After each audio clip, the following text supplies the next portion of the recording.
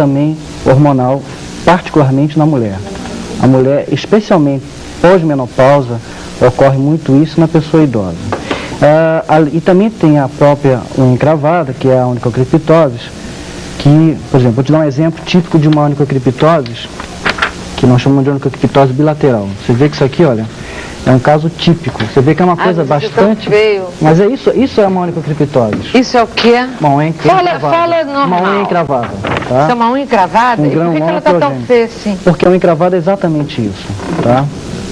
A pele cresce em volta, é isso? Isso aqui é um granuloma biogênico. O que é uma unha encravada? Nasce uma espícula devido a corte inadequado, geralmente a pressão do calçado. Isso aqui é um granuloma biogênico, uma carne esponjosa, que a partir da intervenção com a retirada da espícula é cauterizado o granuloma e a unha é recuperada. E após isso, na maioria das vezes, tem que fazer um acompanhamento de correção da lâmina, para poder nunca mais haver uma recidiva.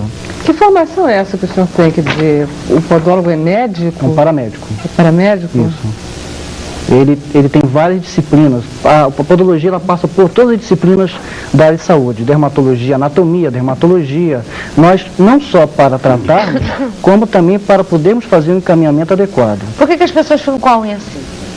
Geralmente é um corte inadequado, principalmente manipulação inadequada por profissionais não qualificados. 90% dos casos nós recebemos é disso. Principalmente atualmente com... Mas o que acontece com a unha? Ela entra? Ela entra. E a pele... É isso? O granuloma é uma reação justamente à agressão da unha. Exatamente. Então o tecido... Né? Então o senhor abre, tira... Eu tiro a espícula... A unha passa a aparecer, é isso? Não, eu tiro a espícula da unha, que é o pedaço de unha. Com a retirada da espícula é cauterizado... O pedaço que está para dentro. Isso, retirado. Com isso é cauterizado o granuloma, que é a carne esponjosa. O paciente retorna, é feito um acompanhamento à trajetória da unha. Se necessário, infelizmente, geralmente quando o paciente vem até nós, ele já vem de um histórico de manipulações várias. As manipulações mais absurdas. Tem pessoas que têm um problema desse, recidiva, de 4, 3, 2 anos. E a unha fica boazinha depois, fica. Direitinho? Por exemplo, nós temos várias condutas terapêuticas. Eu, por exemplo, a minha especialidade da podologia é a ortoniquia, que é o estudo, a correção e o tratamento da unha. Entre a ortoniquia, nós temos várias técnicas. Tem essa daqui. Ortoniquia, o que é? A ortoniquia seria justamente o estudo da correção da unha e tratamento. Em vários problemas que ela possa ter. Isso, e nós temos várias condutas terapêuticas. O que é isso aí? Isso aqui é uma das condutas terapêuticas, uma onicortese metálica. Deixa eu mostrar para o professor Ricardo. Que bota o ferrinho na unha? Exatamente. Para quê? Para corrigir a lâmina. Porque, olha, a unha... A lâmina que se chama é a unha. Veja bem, isso aqui é um caso de um acompanhamento até o final. Ele começou, a unha estava assim. Mostra aqui, A unha estava assim. Aquela que eu falei que fica escura. Exatamente. Isso aqui é uma onicogrifose típica de manipulação errada, de profissionais não qualificados, que existem, infelizmente, muitos. Eles começam a cortar os cantos das unhas. É um histórico bastante engraçado. A pessoa, principalmente as senhoras, começam a usar calçados inadequados, bico fino, salto alto, aí começa a doer a unha. Isso não caracteriza uma unha encravada, é uma onicofose. Certo que deve ser dada a unha? Reto. É o reto mesmo? Exato. Não pode ser quadrado. É o quadrado. É o quadrado, né? Sem cortar, sem arredondar os cantos, Isso. Porque a unha ela precisa se apoiar na borda distal. A borda distal é essa base aqui. Se ela não se apoia na... Pera, só um instantinho, vamos continuar aqui. O que aconteceu com a unha espremeu. Funilou. E o senhor foi corrigindo? Exatamente com esse aparelho. Esse ferrinho aqui. Isso, uma das opções. Porque cada tipo de unha necessita de uma correção específica e cada tipo de caso. Isso aqui, por exemplo, é um caso que a unha ficou boa, olha aqui. No final do tratamento ela ficou assim. Você vê que é uma correção bastante sensível, né? E no tratamento tradicional, infelizmente, teriam opções bastante drásticas. A paliativa, por esses profissionais, seria toda a vida cortar o canto até a unha ficar assim. Só que chega uma hora que quando a unha fica assim, qual era a alternativa que se tinha antes? Era a onicoectomia, que seria a extração de unha, que também não resolve o problema. Muitas vezes agrava mais ainda. Ou fazer uma onicoplastia, que seria a cirurgia também no canto, que também não resolve, que muitas vezes piora, porque pode afetar a matriz e a unha nasce defeituosa. Então, a podologia estudou uma opção não traumática e definitiva para esse problema, que é a ortoniquia. Que a ortoniquia seria mais ou menos o que seria a ortodontia na odontologia. tá? A ortodontia. E o que a gente deve fazer para não ter nada nos pés? Para não ter esse problema, para não ter aquela unha horrível encravada. Joanete. O joanete ele é basicamente causado por problemas ortopédicos e calçado inadequado. Por exemplo, uma pessoa que tem um pé pronado, que ele pisa errado, é preciso diagnosticar e avaliar esse problema e começar a tratar da origem. E com órtese corretivas, se eventualmente for o caso, não são todos, com uma cirurgia, ou calçado de bico fino salto também, porque na verdade, na maioria das vezes, o hálux valgus, que é o joanete, é um problema um pouco hereditário. Tá? Porque os pés não foram feitos para usar sapatos, né, doutor? O joanete é um comprometimento, é o desvio da primeira metatarsofalangiana com comprometimento da cápsula ligamentar. Então, com a pressão, o hálux... Ou seja, é o dedão que vai para dentro. Exatamente. Para dentro e faz Porque, aquele osso vir para fora. Doutor, os pés não foram feitos para usar sapatos, né? Verdade. Para andar descalço, né? É verdade. Mas não foram feitos para andar no asfalto? Não. Aí, sei lá. Mas foram feitos para andar sem sapatos, né? E aí começou a usar sapato. O senhor disse que o sapato, no caso de ser usado, né? Tem gente até que não usa sapato, né? Sei lá. Precisa substituí-lo durante 2 dias, é verdade isso? Não, o que nós recomendamos é que a pessoa nunca use o mesmo tipo de calçado para o pé se adequar a vários tipos de calçados. Então, nós sempre pedimos que a pessoa alterne o calçado que ela está usando. Mas o calçado mais adequado é um calçado que tem uma câmara interna confortável na frente, que não aperte. Geralmente a pessoa se preocupa muito com o comprimento, mas não com a largura. O que importa é que o pé se sinta confortável. Tem pessoas que compram um calçado maior com bico fino, não adianta nada. Isso. E o tênis, hein? O tênis é um bom calçado, mas também não deve ser usado com tanta frequência. Mas aí o tipo de tênis é o mesmo. Eu sou adepto de que a pessoa deve sempre variar de calçado, usar um tênis adequado e um calçado de couro adequado. Evitar, por exemplo, no verão, calçados com produtos sintéticos. Porque causa muita tinea-pedis, causa muita bromidrose, enfim, problemas que o material sintético abafa muito. Usar meia de algodão, é fundamental o uso de meia de algodão. Nylon não é recomendável? Qualquer material sintético. Essa é a meia da gente. Infelizmente, as senhoras são premiadas com calçados inadequados, meias inadequadas. Infelizmente, tudo que a senhora geralmente usa é inadequado. Doutor, quase nunca se fala sobre esse assunto, os pés. Infelizmente. É uma coisa muito... E quando se fala, geralmente é de forma oportunista e inadequada. Eu tenho lido matérias assim grotescas. Mas oportunista porque o comércio quer vender? Não, são profissionais, são firmas, são interesses comerciais que pegam profissionais inadequados, aí que dizem que são podólogos, aí começam com conselhos inadequados. Aí... O que é isso? Bom, isso aqui é uma horta siliconada. Isso aqui é um silicone. Por exemplo, uma pessoa... É para botar no dedo? Isso aqui é para corrigir deformidades. Por exemplo, uma pessoa que tem uma artrose deformante, que é um problema crônico. Nem cirurgia, nada, o que pode se fazer é Qual controlar. o dedo que bota aqui? É o dedão? Qualquer dedo. Isso aqui é apenas um exemplo, tá? Isso aqui, por exemplo... Isso é para o pé, né? Isso aqui você molda especificamente para a pessoa. Isso aqui é uma massa de silicone que você vai moldar. E para que serve isso? Isso aqui serve, isso aqui é um retrocapital. Por exemplo, em caso de um pé, ele era assim.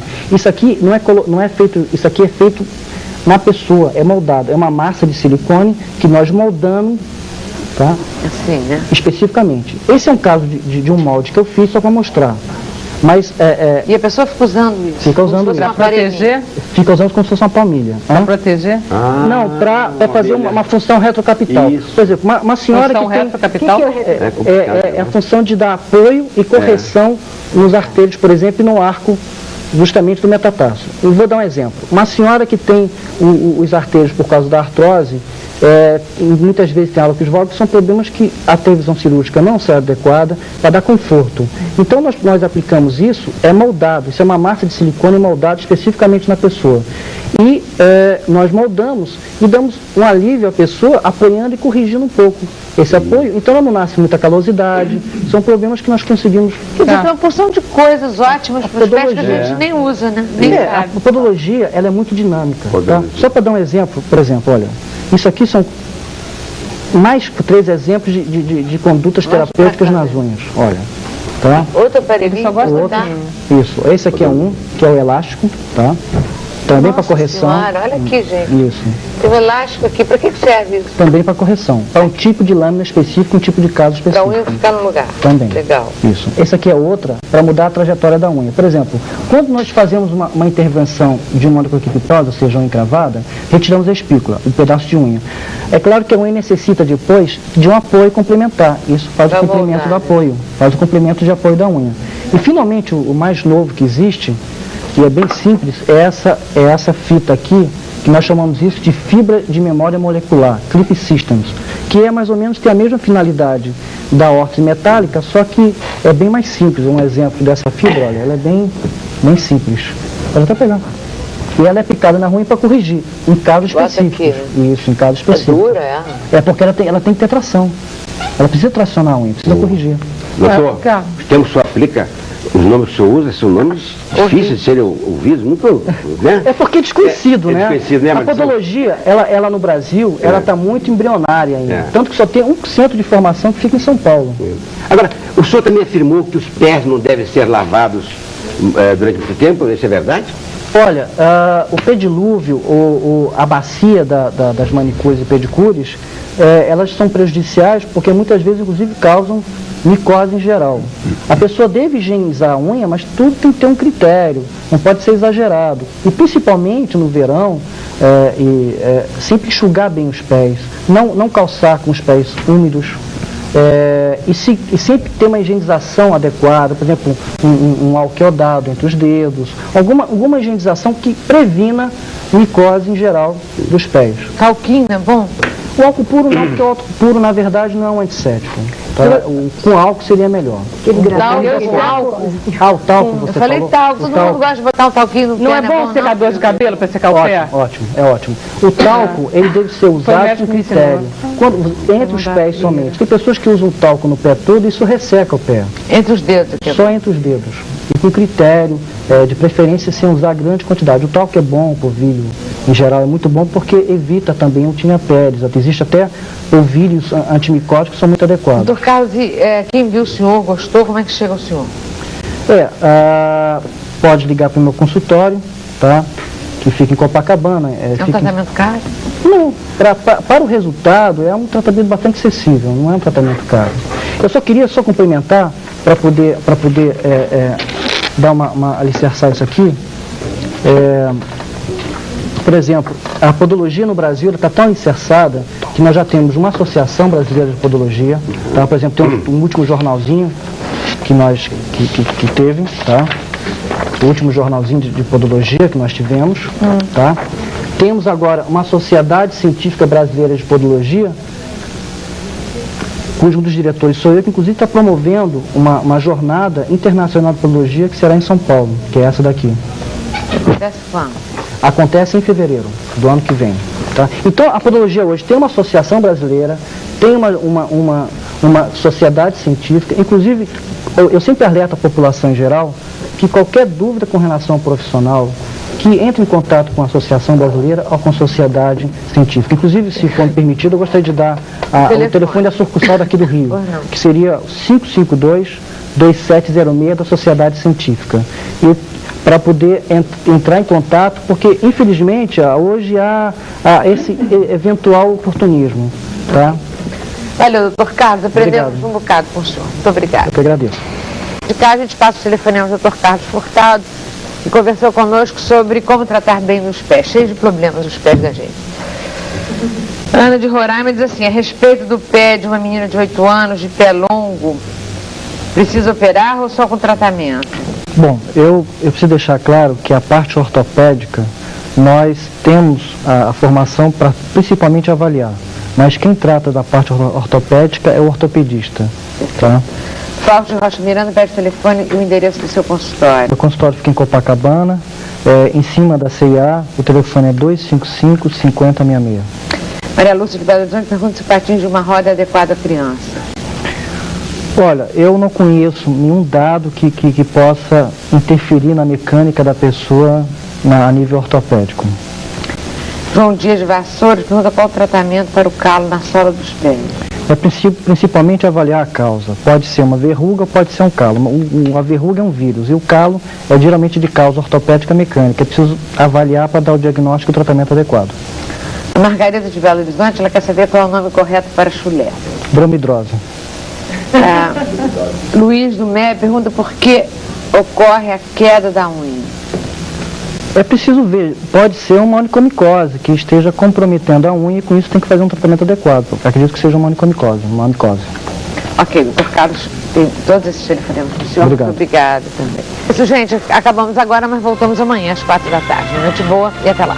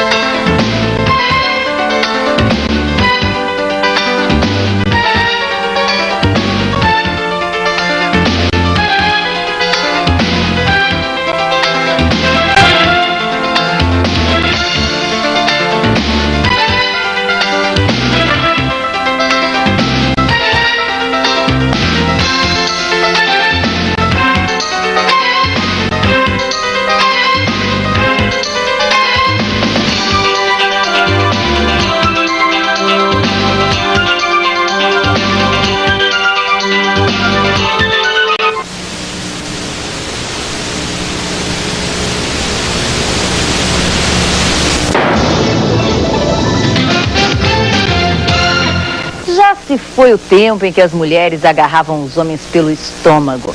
O segredo agora que o verão está chegando é usar os pés, que devem estar bem cuidados. Algumas mulheres não sabem, mas tem muito homem que adora um pé feminino. Você sabe de quem são esses pés?